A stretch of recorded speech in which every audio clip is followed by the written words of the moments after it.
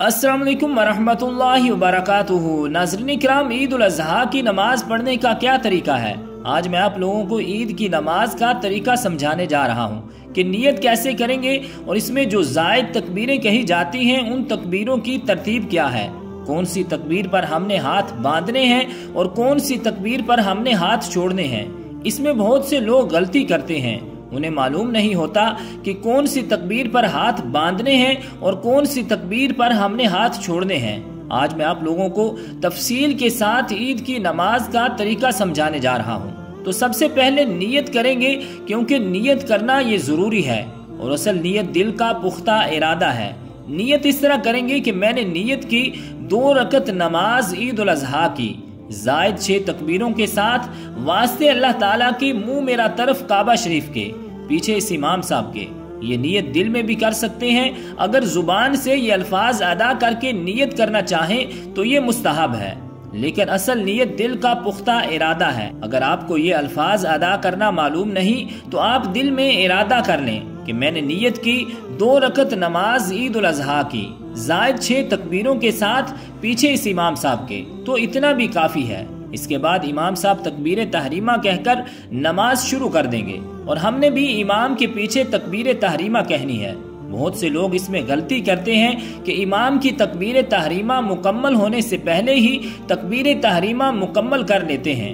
अगर इमाम से पहले आपने तकबीर तहरीमा पढ़ ली तो आपकी नमाज नहीं होगी। ये गलती बहुत सारे लोग करते हैं, इससे बचने की जरूरत है। तो इमाम साहब ने तकबीर तहरीमा कहकर नमाज शुरू कर दी, हमने भी अल्लाह अकबर तकबीर तहरीमा कहकर नमाज शुरू कर लेनी है। तो सबसे पहले सना पढ़ेंगे, यानी सुब्हानकल्लाहुम्मा व बिहम्दिका व तबारकस्मुका व तआला जद्दुका व ला इलाहा गैरुक। सना पढ़ने के बाद फिर इमाम साहब तकबीर कहेंगे। अब जो जायद तकबीरें हैं वो कही जाएंगी। इमाम साहब तकबीर कहेंगे, उनकी इक्तिदा में हमने भी तकबीर यानी अल्लाह अकबर कहते हुए कानों तक हाथों को बुलंद करना है और कानों को हाथ लगाकर हाथ छोड़ देने हैं। फिर दूसरी तकबीर में अल्लाह अकबर कहकर हाथ छोड़ देंगे। फिर तीसरी तकबीर में अल्लाह अकबर कहकर हाथ बांध लेने हैं। इन 3 तकबीरों के बाद इमाम साहब आऊज़ु बिल्लाह और बिस्मिल्लाहिर रहमानिर रहीम आहिस्ता आवाज में पढ़ेंगे। इसके बाद बुलंद आवाज से सूरत फातिहा और किसी सूरत की तिलावत करेंगे और हम खामोशी के साथ इमाम साहब की करात को सुनेंगे। इसके बाद अल्लाह अकबर कहते हुए रुकू में जाएंगे और रुकू की तस्बीह यानी सुबहान रब्बी अल अज़ीम पढ़ेंगे।